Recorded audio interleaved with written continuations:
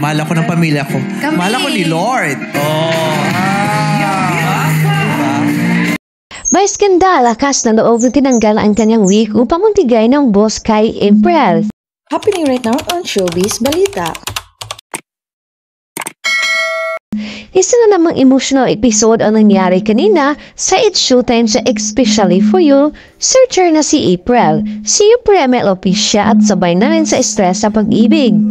Sa episode na ito ay maraming mga netizens at mga madlang people na nantig ang kanilang mga puso. Kaya si Vice ay nagbahagi na rin na sa likod ng pagsusuot niya ng wig, ito ay nagbibigay ng lakas ng loob at pag-asa. Hindi lahat na nagsusuot ng wig gusto lang umaura at saka lumandi. And for aesthetic purposes lang.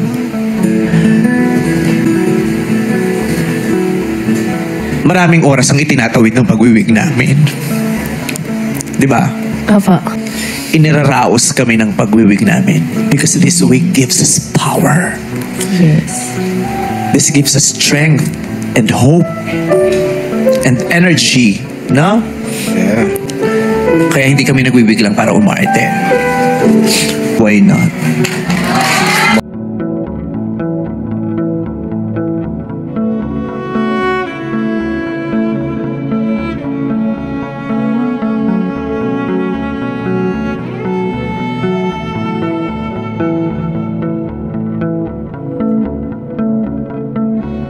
May wig o wala, may nagmamahal dito, no?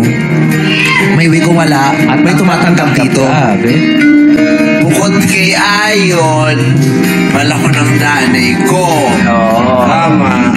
Mahal ako ng mga kapatid ko. May wig o wala, mahal ako ng pamilya ko. Mahal ako ni Lord.